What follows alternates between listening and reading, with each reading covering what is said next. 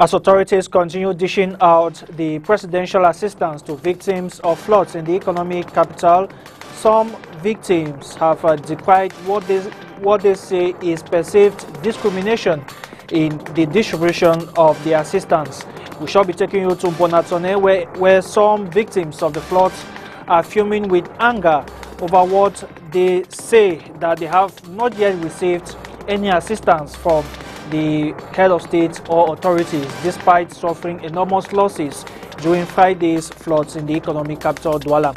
And we also tell you how the COVID-19 pandemic continued to weigh in on the functioning of enterprises in the country. Small and medium-sized enterprises say that they are crushing under the weight of the pandemic. Tonight we met with entrepreneur Tria Treble, who tells us just how difficult it is to pay taxes as well as salaries during the COVID-19 pandemic. Those are top stories. Good evening and thanks for joining us. You're watching the primetime newscast on STV. Just as we told you in the headlines, some victims of the August 21 floods in the economic capital, Douala, have lashed out over what they say is perceived discrimination in the distribution of relief materials from the President of the Republic.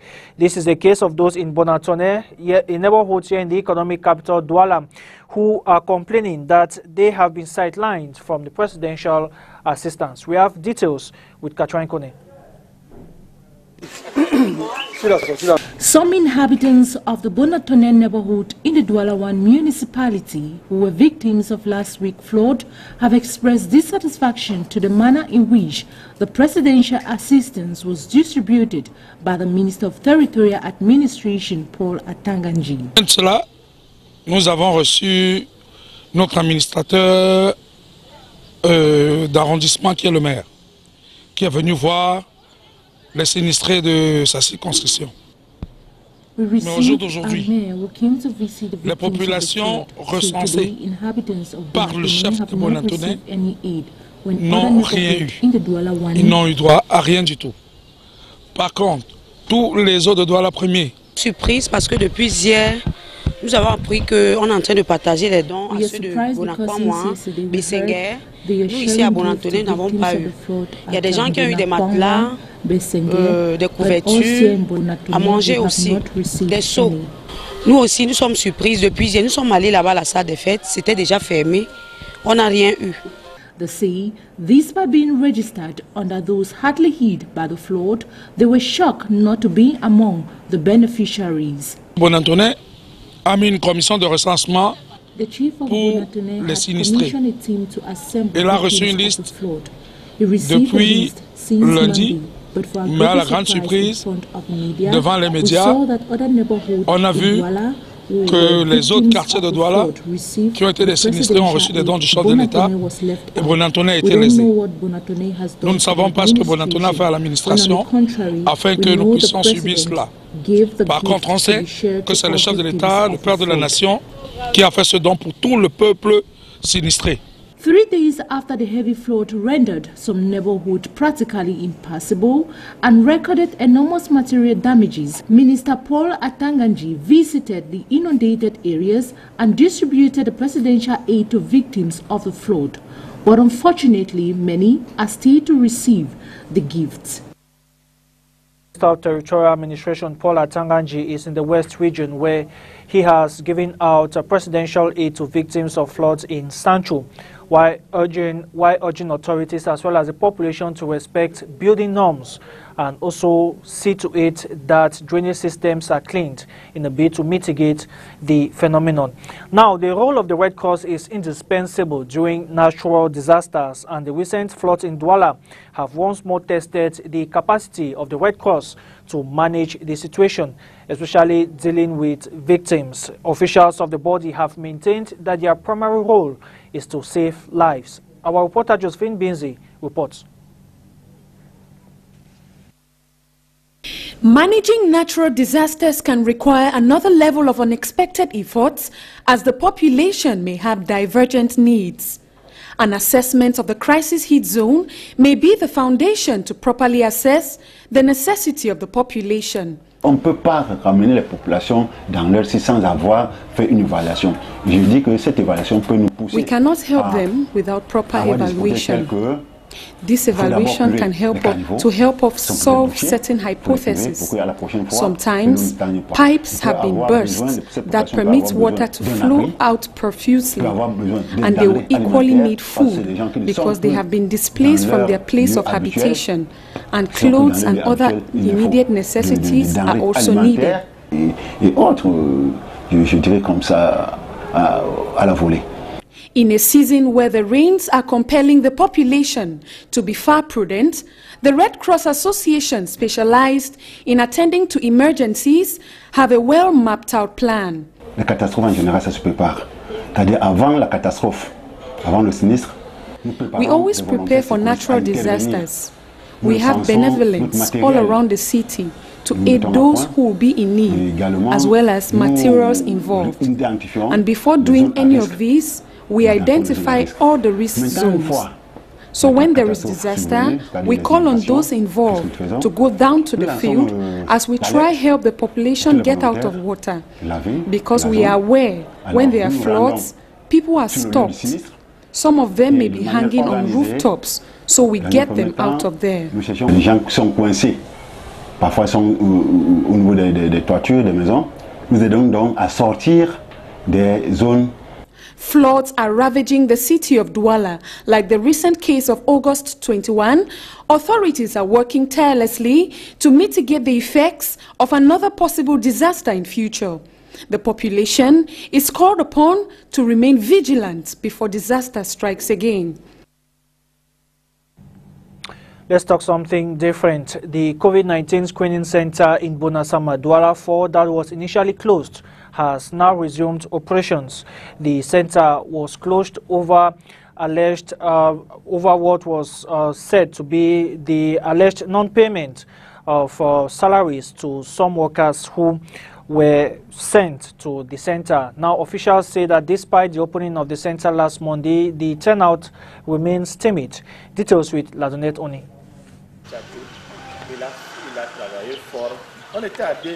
After being closed for over 3 weeks due to the absence of salaries, the COVID-19 screening center Bonasama in the Douala 4 municipality has fully resumed its activities. We opened last Monday.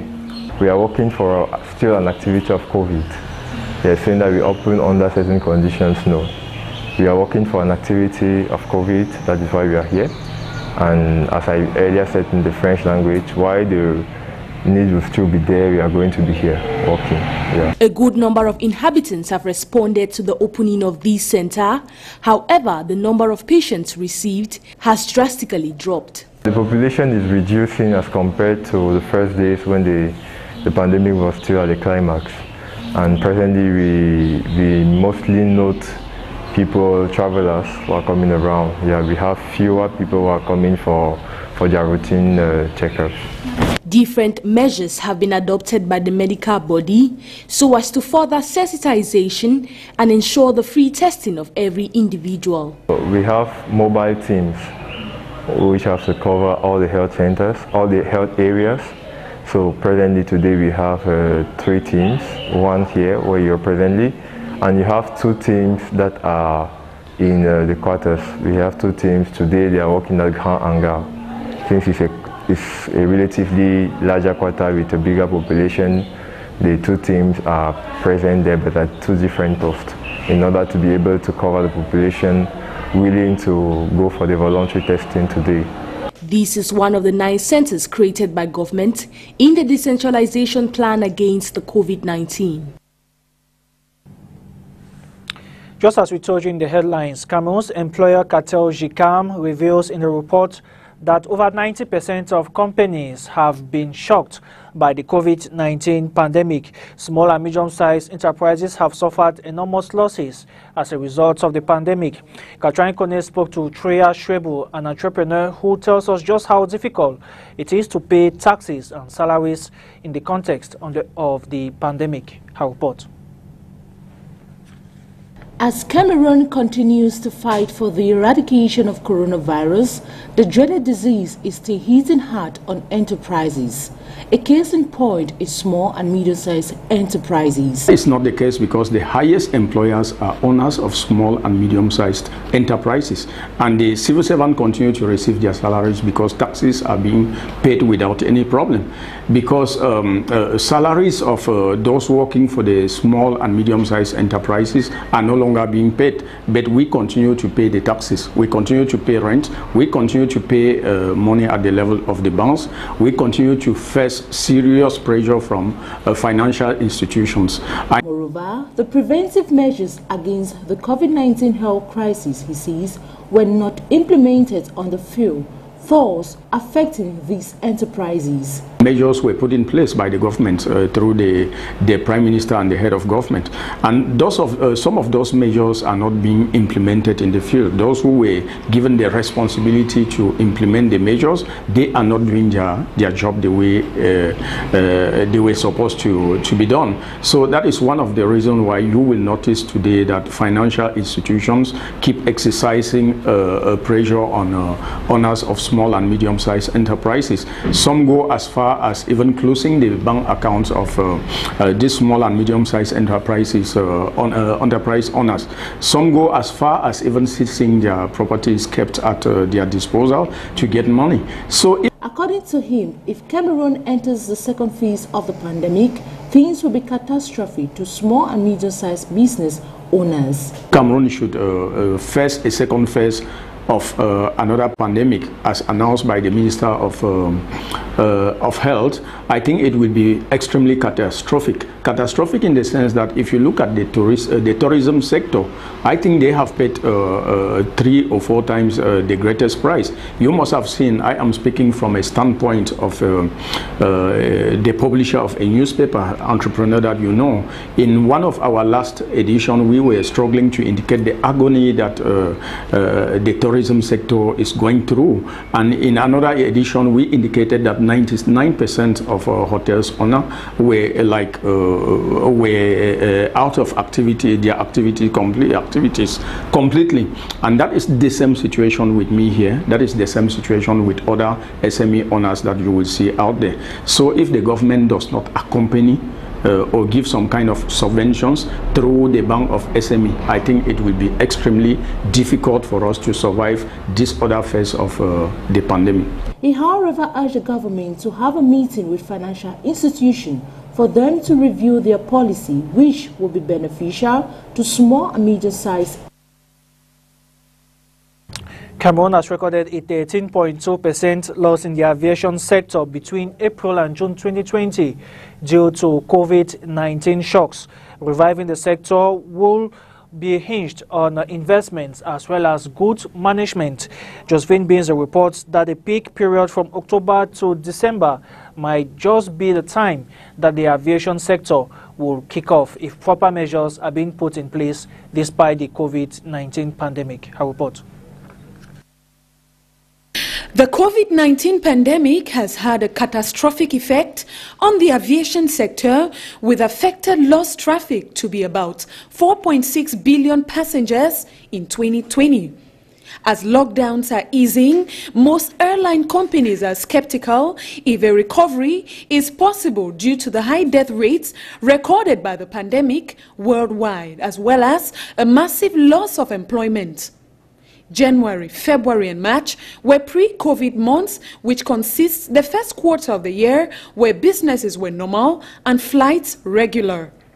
The second phase slapped the whole world to its face, as in April, May and June were lockdown seasons which hampered movement worldwide. Businesses were merely surviving and few passenger flights were recorded. Airlines responded by increasing flights to a low level of activity, initially on domestic flights, but tentatively inter-European flights to countries that have demonstrated control of the COVID-19 virus. The green shoots of recovery are positive signs for the industry, but this slight increase in revenue has little effect on the costs based on an airport. The business and touristic sector in Cameroon has witnessed about 13.2% drop in April, May and June months as compared to previous years, which received over 2,000 visitors from around the globe. The aviation recovery process in Cameroon may be an impossible mission, say some economic experts, for the country has just October, November and December to draw strength from, which are seasons where the Douala and Sigmalen airports receive over 10 million travelers during that time of the year. The high death rates and unemployment worldwide will see lesser visits in the last quarter of the year.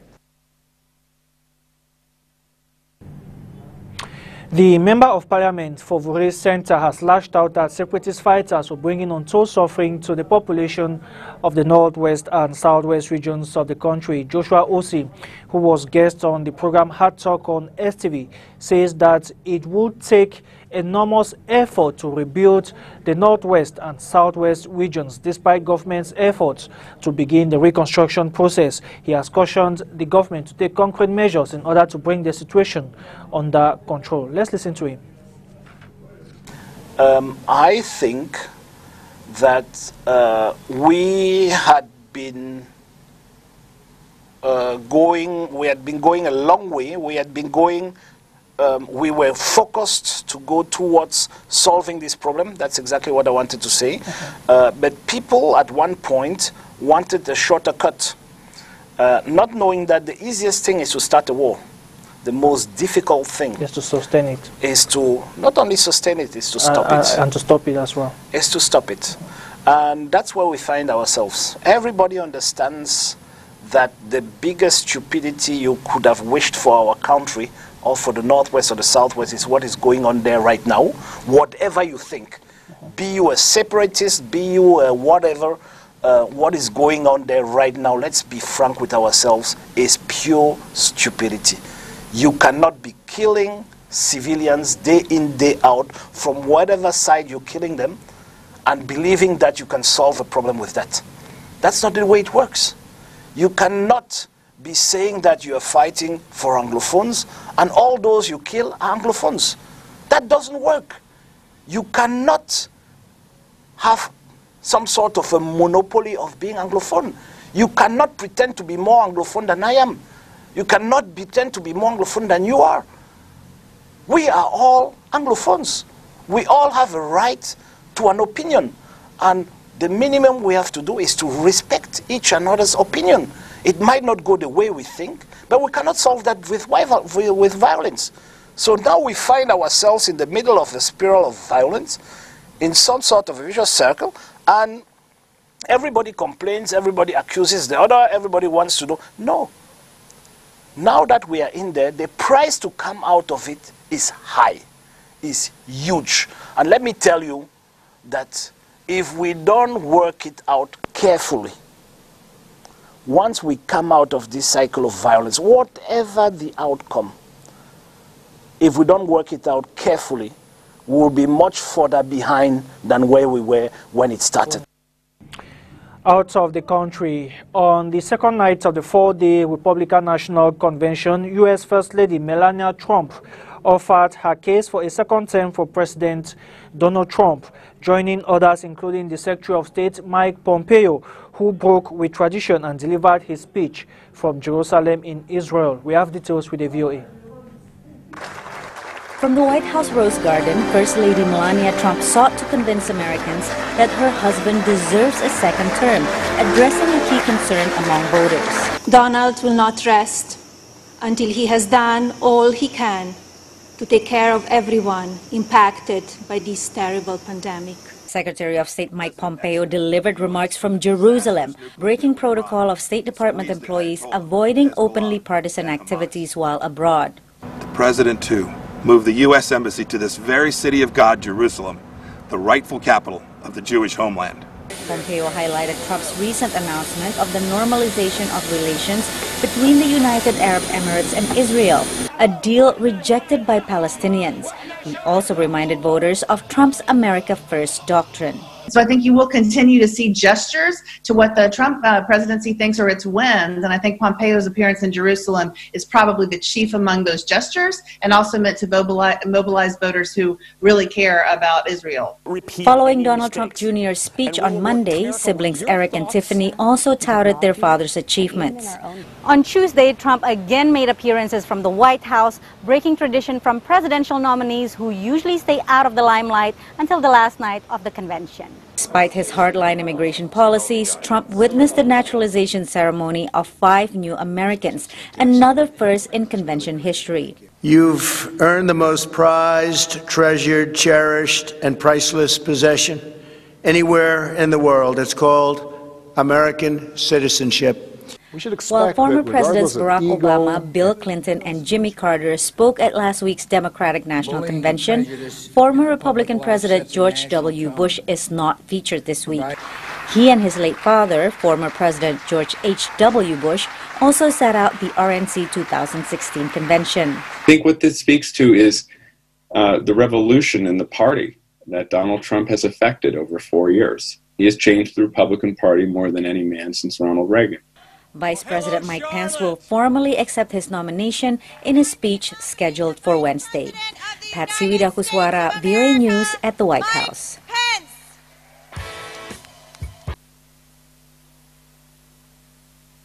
And that wraps this edition of the Primetime Newscast on STV. Thank you very much for watching. Take the rendezvous same time tomorrow for a fresh edition of the newscast. More news comes up at 8 p.m. in the French language. Until tomorrow, have a good night. Bye-bye.